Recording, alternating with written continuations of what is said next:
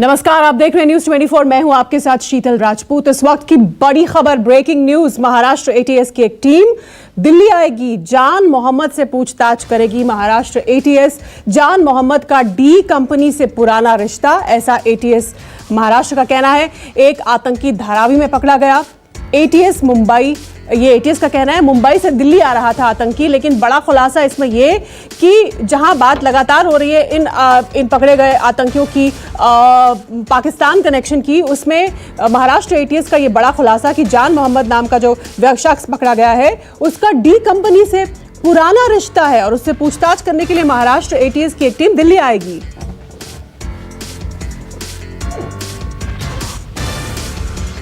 अब से थोड़ी देर पहले महाराष्ट्र एटीएस ने प्रेस कॉन्फ्रेंस करके यह खुलासा किया। ये 6 वो आतंकी हैं जिन्हें पकड़ा है कल, और इनमें से एक जान मोहम्मद, अभी महाराष्ट्र एटीएस ने कहा कि उसका डी कंपनी से रिश्ता है। ओसामा की बात पहले कही जा रही थी। उसके अलावा दूसरा एक आतंकी जो है अबू बकर, उसके बारे में भी कहा जा रहा था कि इन लोगों की ट्रेनिंग कुछ दिन के लिए पाकिस्तान में हुई है। और अब ये कहना महाराष्ट्र एटीएस का कि जान मोहम्मद नाम का जो तीसरा शख्स है वो पहले से ही डी कंपनी से कनेक्टेड है किसी ना किसी तरीके से।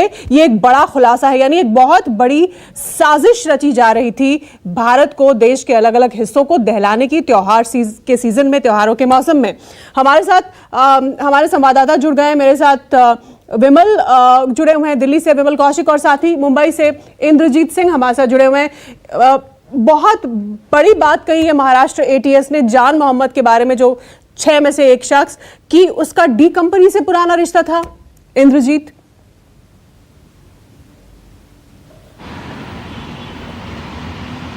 जी बिल्कुल शीतल, और सबसे चौंकाने वाली बात यही है और महाराष्ट्र एटीएस की सबसे बड़ी मुश्किल ये है कि एटीएस हो या मुंबई पुलिस हो, ये मान के चल रही थी कि जो डी गैंग हो वो धीरे धीरे निष्क्रिय हो चुकी है, यानी दाऊद का जो वजूद है वो मुंबई में ख़त्म हो चुका है। और ऐसे में एक पुराना उसका जो गुर्गा है वो फिर से सक्रिय हो जाता है, जो कि उस पे लास्ट जो केस हुआ है वो 20 साल पहले केस हुआ है। तो समझ सकते हैं कितना लो प्रोफाइल हो रहा था। लेकिन इसका मतलब ये जरूर है कि वो स्लीपर सेल की तरह काम कर रहा होगा, लॉजिस्टिक सपोर्ट मुहैया करा रहा होगा गैंग को।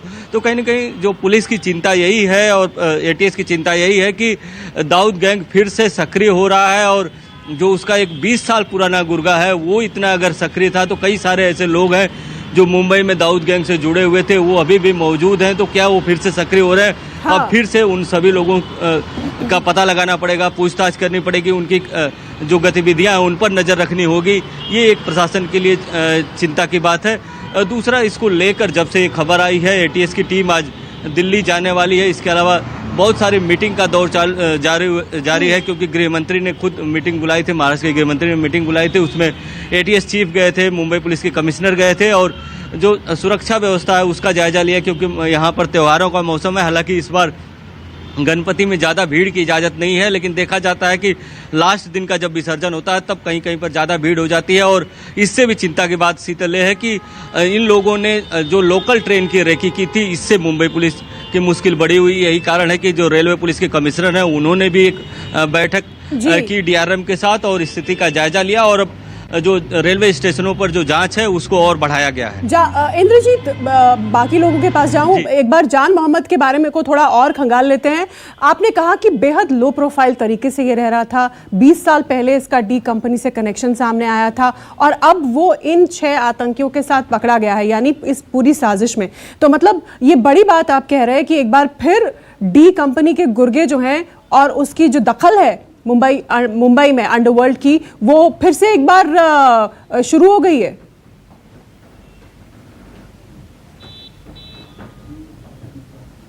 जी बिल्कुल, इसको देखने से तो ऐसा ही लगता है कि डी कंपनी के लोग फिर से सक्रिय होने लगे हैं, क्योंकि ये ड्राइवर का काम कर रहा था और लास्ट में कुरियर बॉय का काम कर रहा था। तो आप समझ सकते हैं कितना लो प्रोफाइल बन के रह रहा था। लेकिन अभी जो जानकारी उसके बारे में आ रही है, उसके मुताबिक फ़हीम मचमच के साथ काम करता था, और फ़हीम मचमच की मौत के बाद ये सीधे अनीस इब्राहिम के संपर्क में आ गया और उसके लिए लॉजिस्टिक सपोर्ट का काम करने लगा। जहाँ जहाँ पे कोई हत्या या कोई वारदात को अंजाम देना रहता था, वहाँ पे लॉजिस्टिक सपोर्ट प्रोवाइड करता था। तो ये अब जानकारी निकलकर सामने आ रही है। लेकिन 20 सालों से जिस तरह से ये लो प्रोफाइल ढंग से रह रहा था, निश्चित तौर पर जो मुंबई पुलिस ने भी लापरवाही बढ़ती होगी उसके बारे में बार बार जांच पड़ताल नहीं किया होगा। उस पर भी सवाल उठते हैं। ओसामा और कमर, मैं विमल कौशिक के पास चलूंगी। विमल, ओसामा और कमर, दो अन्य जो 6 पकड़े गए उनमें ओसामा, एक तो जान मोहम्मद की बात आ रही है कि वो डी कंपनी से कनेक्टेड है, दूसरी तरफ ओसामा और कमर के बारे में तो ये कहा जा रहा है कि वो लोग मस्कट गए, फिर वहां से पाकिस्तान गए और बाकायदा उनकी आतंकी ट्रेनिंग हुई पाकिस्तान में। सीधा सीधा पाकिस्तान का आईएसआई का हाथ इसमें।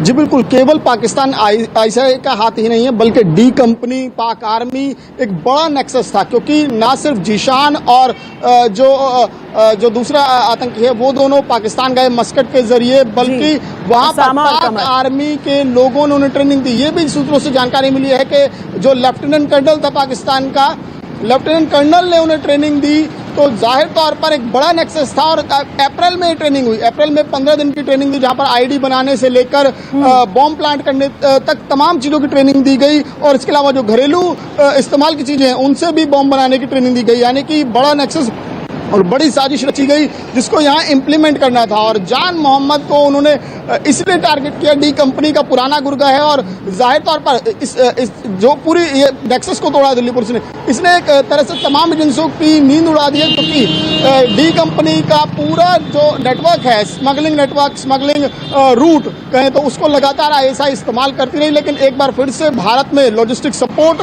देने के लिए दाऊद के डी कंपनी के स्लीपर सेल को एक्टिव किया गया, और स्लीपर सेल ने ना सिर्फ बाकायदा उनको लॉजिस्टिक सपोर्ट पहुंचाई बल्कि हथियारों और यहां तक कि हवाला के जरिए पैसों का भी इंतजाम किया गया। लॉजिस्टिक्स के लिए तो तमाम चीजें हैं, स्लीपर सेल्स को एक्टिवेट किया गया। ये बड़ी खबर निकल कर आ रही है, महाराष्ट्र एटीएस ने भी अभी ये बात कही है।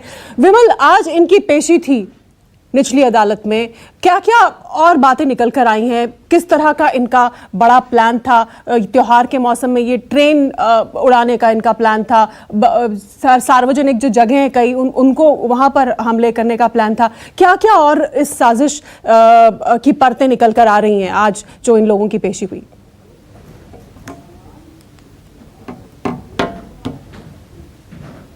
इन्होंने जो प्लान रचा था, जो धीरे धीरे अब पुलिस के सामने आ रहा है, उसके मुताबिक ना सिर्फ इन्हें पूरा आने वाले जो त्योहार सीजन है यानी कि फेस्टिव सीजन है उसको पूरी तरह से टारगेट करना था, और इसके लिए लगातार रेकी में जुटे हुए थे। यहाँ तक कि मुंबई की लोकल ट्रेन की रेकी की भी बात आ रही है, इसके अलावा कई बड़े जो धर्म स्थान है उनकी रेकी की बात आ रही है। इसके अलावा क्योंकि 5 राज्यों में, उत्तर प्रदेश सहित 5 राज्यों में चुनाव होने हैं, तो ये भी जानकारी पुलिस के सूत्रों से मिली है कि चुनावों में भी क्योंकि रैलियां होती और भारी संख्या में भीड़ जुटती, तो उसको भी टारगेट किया जा सकता था कि बड़ा प्लान था, बड़ा नेटवर्क उसके लिए काम कर रहा था। और अभी भी ये नहीं कहा जा सकता कि केवल ये 6 आतंकी गिरफ्तार हो गए तो पुलिस ने पूरा नेक्सस बस्ट कर दिया। अभी भी कई लोग हैं, क्योंकि पुलिस की टेंशन यही है कि एक जो शख्स है जिसका नाम आज कोर्ट में भी पुलिस ने लिया, हुमैद नाम का, हुमैद ही वो शख्स है जिसने जिशान और ओसामा को पाकिस्तान भेजा था, और जिशान का वो बिजनेस पार्टनर भी रहा है, जिशान के साथ वो लंबे समय से उसके कांटेक्ट में था। हुमैद की तलाश की जा रही है। हुमैद ही ये बताया जा रहा है कि जिशान और ओसामा को पाकिस्तान भेजने के पीछे मास्टरमाइंड था। एक तरफ हुमैद काम कर रहा था, दूसरी तरफ जान मोहम्मद और उसका डी कंपनी का जो नेटवर्क है जिसमें मूलचंद भी है, मूलचंद उल्फलाला यूपी में, वो काम कर रहा था। तो यानी कि तमाम कनेक्शन है जिसमें पूरा मिलकर इन्होंने प्लान बनाया, और उस प्लान को एग्जीक्यूट होने से पहले ही दिल्ली पुलिस ने पूरे प्लान बड़ी साजिश देश के खिलाफ, भारत के खिलाफ, हमारे देश के खिलाफ बड़ी साजिश का भंडाफोड़ हुआ। ये आपको एक बार दिखाते हैं कैसे इस इतनी बड़ी साजिश को, इस आतंक के नापाक खेल को फेल किया। दिल्ली पुलिस ने ध्वस्त किया सबसे बड़ा आतंकी मॉड्यूल, जिसके बारे में हम लगातार बात कर रहे हैं। त्योहार के सीजन के आसपास बड़े हमले की साजिश रची थी। इस मॉड्यूल के माध्यम से आईएसआई और पाकिस्तान ने अलग अलग राज्यों से 6 आतंकी गिरफ्तार हुए। 6 आतंकियों को गिरफ्तार किया अलग अलग स्टेट्स में, राजस्थान, यूपी, मुंबई, दिल्ली, यहां से इन 6 आतंकियों की गिरफ्तारी हुई। ये लोग, इनमें से कुछ पाकिस्तान से ट्रेनिंग लेकर आए थे। 2 की बात हो रही है, ओसामा और कमर। ये 2 आतंकी जो थे, इनको मस्कट भेजा गया, वहां से ये पाकिस्तान गए और ट्रेनिंग लेकर आए। खुफिया एजेंसियों के इनपुट पर स्पेशल सेल का गठन किया गया। जब ये इनपुट मिला, ये जानकारी मिली कि ऐसी कोई वारदात को ये लोग अंजाम देना चाहते हैं, और इनकी फंडिंग हो रही थी अंडरवर्ल्ड डॉन दाऊद इब्राहिम के भाई अनीस के माध्यम से, और डी कंपनी का कनेक्शन किस तरह से है, इससे इस बात की बानगी अभी सामने आई महाराष्ट्र एटीएस की प्रेस कॉन्फ्रेंस में, जहां उन्होंने बताया कि जान मोहम्मद जो इन 6 में से एक है, वो डी कंपनी से पहले से कनेक्टेड था और स्लीपर सेल का हिस्सा था पिछले 20 साल से। पाकिस्तान की खुफिया एजेंसी ISI इन्हें ट्रेनिंग दे रही थी। 2, जैसा कि हम लगातार बता रहे हैं, जिन्हें मस्कट के रास्ते पाकिस्तान पहुंचाया गया और वहां उनकी ट्रेनिंग की गई, ओसामा और कमर की। उन हथियार इनके पास थे, इनके पास ग्रेनेड्स थे, IED थे, एक्सप्लोजिव से तमाम तरह की चीज़ें थी। और आप सोच सकते हैं कि कितनी बड़ी साजिश थी ये, अलग अलग शहरों को, अलग अलग इलाकों को, ट्रेनों को पर हमले करने की, दिवाली से पहले देश को दहलाने की ये बड़ी साजिश, जिसे सुरक्षा बलों ने नाकाम कर दिया। यूपी, महाराष्ट्र और दिल्ली से पुलिस ने इन 6 आतंकियों को गिरफ्तार किया है। हमारे साथ हमारे खास मेहमान जुड़े हैं, पूर्व पुलिस अधिकारी वेदभूषण, पूर्व ACP मुंबई धनराज वंजारी हमारे साथ हैं, और NK सूद हमारे साथ हैं, पूर्व अधिकारी रॉ के। मैं क्योंकि महाराष्ट्र कनेक्शन अभी सीधा है, अच्छा वंजारी जी से अभी कनेक्शन हमारा नहीं जुड़ पाया है। मैं पूर्व अधिकारी रॉ के हमारे साथ जुड़े हैं, NK सूद उनके पास चलती हूँ। सूद साहब, जैसे अभी महाराष्ट्र ATS ने कहा कि दाऊद डी कंपनी से जुड़ा एक शख्स इनमें शामिल है, जो पिछले 20 साल से कनेक्टेड था और बड़ा ही लो प्रोफाइल था, और हमारे यहाँ पे ये समझा जा रहा है कि अब डी कंपनी पूरी तरह से निरस्त हो चुकी है, सक्रिय नहीं है। लेकिन इस व्यक्ति का पकड़ा जाना इतनी बड़ी साजिश में बताता है कि सब कुछ सही नहीं है। देखिए, मैं पहले तो इसमें कहूंगा कि डी कंपनी कभी डेड नहीं थी। आप अगर केस ले लीजिएगा पीछे सुशांत सिंह राजपूत का, जहां पे उसका मर्डर हुआ, उसमें अंडरवर्ल्ड का हाथ था, जितने लोग मारे गए अंडरवर्ल्ड का हाथ था। और एक सबसे इंपॉर्टेंट बात यह है कि 1993 में जो ब्लास्ट हुआ था, उसके बाद NN वोरा कमेटी की रिपोर्ट आई थी, उस रिपोर्ट पे कोई एक्शन नहीं लिया गया। मुझे लगता है गवर्नमेंट को इस टाइम चाहिए कि उस कमेटी के ऊपर इस टाइम एक्शन ले, उसकी रिपोर्ट पे एक्शन ले, और जो भी पॉलिटिशियंस उसमें इन्वॉल्व थे उनको बुक किया जाए। क्योंकि हमारा जो एक इश्यू बना हुआ है कि हम एक चीज को इग्नोर करते रहते हैं, वो हमारी कंट्री के लिए फायदेमंद नहीं है। अभी लेटेस्ट डेवलपमेंट ये हुई है कि जो तालिबान आई है अफगानिस्तान में, पाकिस्तान अभी तक चुप था। पाकिस्तान चुप इसलिए था कि जब से बालाकोट हुआ, पाकिस्तान ने कभी कोई एक्शन नहीं लिया। उसको डर था कि दोबारा उस पर अटैक हो सकता है। लेकिन अभी तालिबान के आने के बाद पाकिस्तान के जो हौसले बढ़ गए, बिल्कुल, और पाकिस्तान जरूर इंडिया के अंदर करेगा, इसकी तो सबको उम्मीद थी भी। और ये जरूर है कि देखिए, आप जब मोदी गवर्नमेंट आई थी 2014 में, तो उसके से पहले इंडिया में जगह जगह टेररिस्ट अटैक होते थे। उसके गवर्नमेंट के आने के बाद ये अटैक जो है ये कन्फाइन हो गए श्रीनगर के अंदर। लेकिन अभी जैसा ही है, तालिबान का वहां पे एक प्रेजेंस हुई है अफगानिस्तान के अंदर, और जिस टाइप की गवर्नमेंट बनी है, इससे इंडिया को बहुत ज्यादा खतरा है। ऐसा लग रहा था कि ऐसा होगा ही। मैं आपको एक बात जरूर कहूंगा कि एक टाइम पे यहाँ से गवर्नमेंट ने एक प्लान की थी कि जितने भी टेररिस्ट हैं, मैं सोचता हूँ गवर्नमेंट को चाहिए, जितने पाकिस्तान के अंदर मेन टेररिस्ट बैठे हैं, चाहे हाफिज सईद हो, चाहे दाऊद इब्राहिम हो, उनको एलिमिनेट किया जा सकता है। और गवर्नमेंट को चाहिए कि रॉ को अथॉरिटी दें उनको एलिमिनेट करने की। हम ये ना वेट करें कि ये जब हमारी कंट्री में अटैक करें तो तब हम उस पर एक्शन लें। और मैं दूसरी बात एक और कहूंगा कि गवर्नमेंट को चाहिए कि स्पेशल कोर्ट्स कॉन्स्टिट्यूट करें कि अगर कोई भी टेररिस्ट अटैक होता है तो उस पर एक्शन लें, इमीडिएट सीधा एक्शन इन पाकिस्तानी आतंकियों पर, और एक स्पेशल फोर्स। हमारे साथ वेदभूषण है, पूर्व पुलिस अधिकारी। वेदभूषण जी, बड़े ही सुनियोजित ढंग से इसको ऑर्गेनाइज किया गया। आप देखिए ना कि डी कंपनी के कनेक्शन को इस्तेमाल किया लॉजिस्टिक्स के लिए, फिर फंड्स कैसे अरेंज हुए, फिर इनमें से 2 को, और अलग अलग राज्यों से ये पकड़े गए लोग हैं, ये अलग अलग राज्यों में थे, राजस्थान, दिल्ली, मुंबई, महाराष्ट्र, और फिर उनमें से 2 को मस्कट के रास्ते भेजा जाता है पाकिस्तान, और वहां उनकी ट्रेनिंग होती है। तो बड़ा ही मतलब एकदम ऑर्गेनाइज्ड तरीके से ये लोग ऑपरेट कर रहे थे।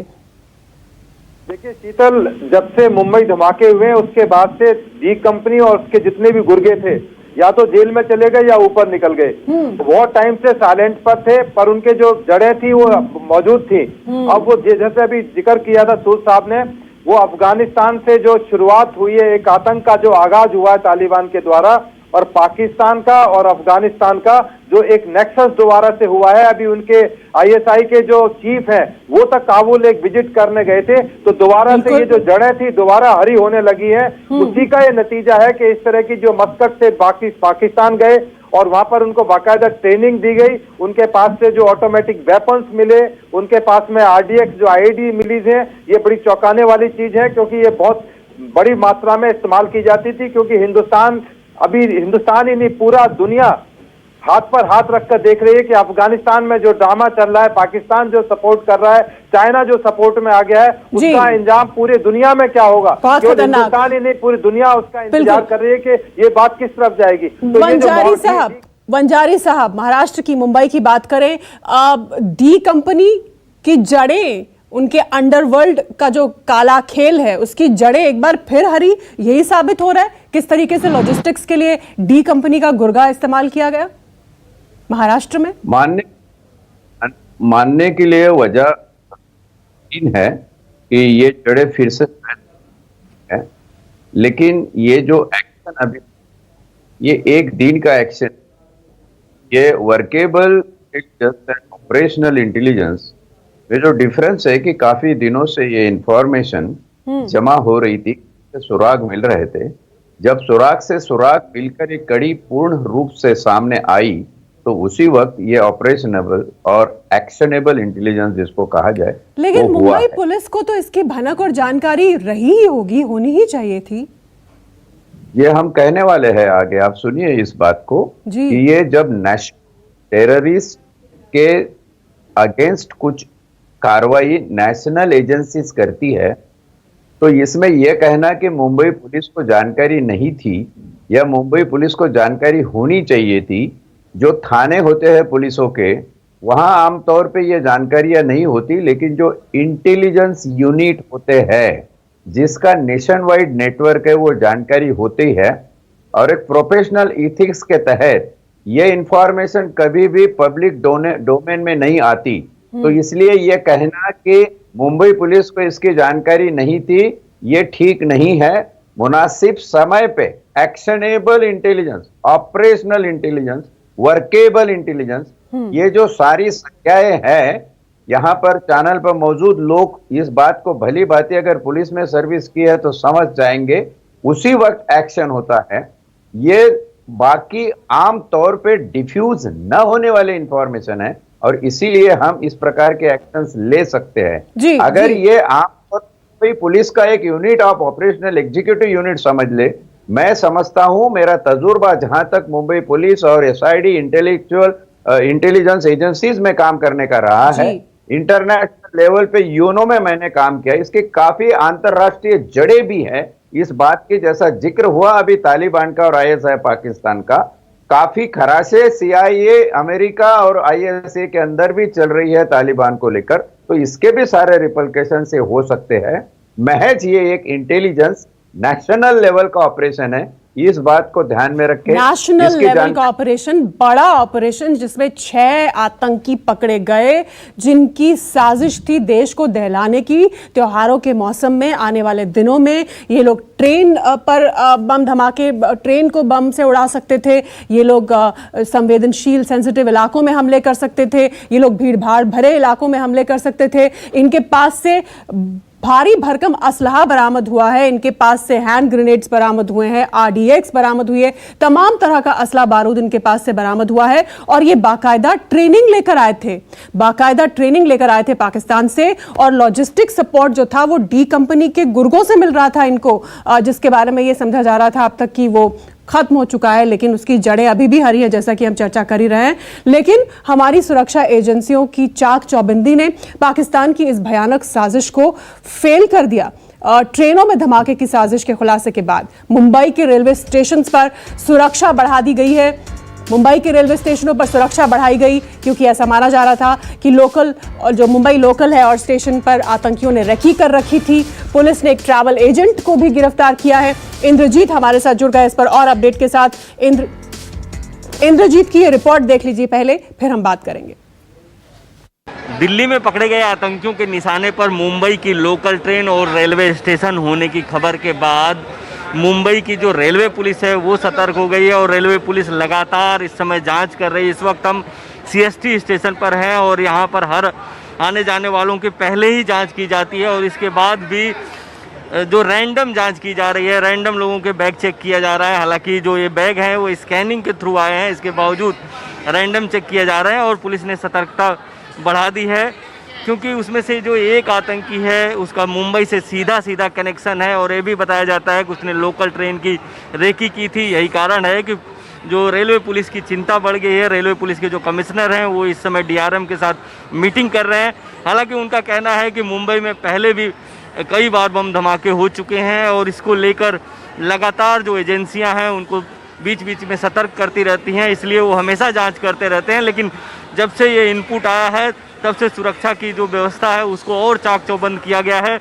और पहले पार्सल की कम जांच होती थी, तो अब उनकी जो मांग है कि जो पार्सल आता है उसकी भी जांच की जाए, क्योंकि मुंबई हमेशा से आतंकियों के निशाने पर रहा है। और जब से ये खबर आई है तब से जो मुंबई पुलिस, एटीएस या रेलवे पुलिस सभी की नींद उड़ी हुई है। देखिए कि किस तरह से सभी की जांच की जा रही है, सभी से पूछताछ की जा रही है और किसी को भी बिना टिकट के यहाँ पर आने की इजाज़त नहीं है। कोई छोड़ने के लिए नहीं आ सकता। प्लेटफॉर्म टिकट यहाँ पर अभी भी किसी को अलाउ नहीं है, तो कोई छोड़ने के लिए नहीं आ सकता। रेलवे के जो कमिश्नर हैं वो खुद यहाँ पर आए हुए हैं और व्यवस्था का भी जायज़ा लेंगे थोड़ी देर में। और अभी वो एक मीटिंग कर रहे हैं और मुंबई में इस समय कई हाई प्रोफाइल मीटिंग चल रही है। जैसे गृह मंत्री भी मीटिंग कर रहे हैं, मुंबई पुलिस के कमिश्नर भी उसमें मिल रहे हैं। इसके अलावा एटीएस की मीटिंग चल रही है और रेलवे कमिश्नर की भी मीटिंग चल रही है। कैमरा आंचल के साथ इंद्रजीत सिंह, न्यूज़ 24 मुंबई। ये मुंबई से आप रिपोर्ट देख रहे थे और अब आपको लखनऊ से रिपोर्ट दिखाते हैं कि वहां किस कदर चाक चौबंद इंतजाम हो गए, क्योंकि आने वाले विधानसभा चुनावों के मद्देनजर ये भी इन लोगों की साजिश थी कि रैलियों को टारगेट किया जाए। देखिए लखनऊ में किस तरह के इंतजाम है। इस वक्त मैं राजधानी लखनऊ के प्रेमवती नगर इलाके में मौजूद हूं और ये मेरे ठीक पीछे जो आप घर देख पा रहे हैं, दरअसल ये 283/64 प्रेमवती नगर गढ़ी कनौरा का इलाका है और ये घर असलम जावेद बेग का है। जानकारी के मुताबिक यूपी एटीएस की टीम ने उत्तर प्रदेश के 4 शहरों में लगातार छापेमारी की थी, जिसमें लखनऊ, रायबरेली, प्रतापगढ़ और प्रयागराज जैसे शहर थे। और यूपी एटीएस ने अपने इनपुट के आधार पर कुल 4 लोगों को इस पूरे ऑपरेशन में गिरफ्तार किया है। अब तक की जानकारी के मुताबिक लखनऊ के इस घर से यानी प्रेमवती नगर के इस घर से मोहम्मद आमिर नाम के व्यक्ति को गिरफ्तार किया गया है और यूपी एटीएस की तरफ से ये दावा किया जा रहा है कि ये गिरफ्तार किए गए 3 लोग यानी जिन 3 लोगों को उत्तर प्रदेश के अलग अलग शहरों से गिरफ्तार किया गया है, ये उत्तर प्रदेश में किसी बड़ी घटना को अंजाम देने वाले थे। हालांकि यूपी एटीएस के अधिकारियों की तरफ से लगातार उनसे पूछताछ भी की जा रही है। प्रयागराज से जिस जीशान नाम के व्यक्ति को गिरफ्तार किया गया है, उसी की जवाबदेही के आधार पर अन्य लोगों को भी हिरासत में लेकर उनसे पूछताछ की जा रही है। सबसे अहम बात यह है कि उत्तर प्रदेश के अलग अलग शहर को इन लोगों ने टारगेट कर रखा था और उसी आधार पर किसी बड़ी घटना को ये अंजाम देने वाले थे। लेकिन यूपी एटीएस को जो इनपुट मिला उस आधार पर उन्होंने एक बड़े, आप कह सकते हैं बड़ी घटना को अंजाम होने से पहले ही रोक दिया। उस पूरे जो गिरोह में तमाम सारे लोग थे उनका भंडाफोड़ किया गया है। उत्तर प्रदेश से सिर्फ 3 लोग अभी तक गिरफ्तार किए गए हैं और यूपी एटीएस के अधिकारियों का दावा है कि आने वाले दिनों में इनसे पूछताछ के आधार पर और लोगों को भी हिरासत में लेकर उनसे पूछताछ की जाएगी। तो कुल मिलाकर इसको यूपी एटीएस की एक बड़ी कार्रवाई और बड़ी उपलब्धि के तौर पर देखा जा रहा है। कैमरा पर्सन सचिन सैनी के साथ अशोक तिवारी, लखनऊ, न्यूज़ 24। तो तमाम एजेंसियां यूपी एटीएस की कार्रवाई देख रहे हैं। महाराष्ट्र एटीएस की भी थोड़ी देर पहले press conference, Delhi police special cell, Ved Bhushan ji, पूरा का पूरा जो पुलिस महकमा है, पूरे देश की जो सुरक्षा एजेंसियां इस वक्त एकदम एक्शन मोड में है, क्योंकि इसके तार और भी दूर दूर तक जुड़े होंगे और भी कई सारे कड़ियां इससे जुड़ेंगी। देखिए शीतल, ये केवल एक हादसा नहीं है, यह पूरी इंटेलिजेंस नहीं थी। आप पीछे इसकी बैकग्राउंड में जाएंगे तो हिंदुस्तान के अंदर जो आसपास उथल पुथल हो रही है, अभी आपने दिल्ली के अंदर दंगे देखे, सीए एनआरसी देखा, 370 धारा देखा आपने, कश्मीर के अंदर अयोध्या का मसला, अब आप जिक्र कर रही थी इलेक्शन, तो बहुत सारे मसले ऐसे हैं कि बहुत सारे, एक ऐसा वो हिंदुस्तान में कहते हैं ना, संभल के रहना अपने घर में छुपे हुए गद्दारों से।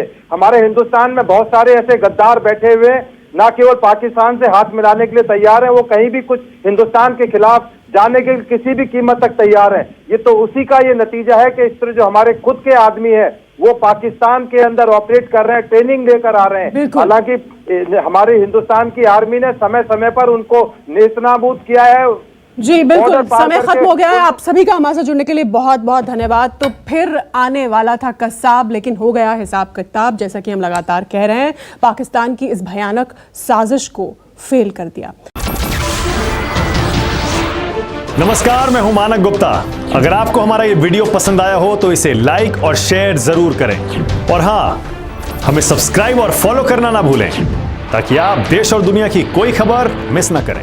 तो जुड़े रहिए हमारे साथ और देखते रहिए न्यूज़ 24।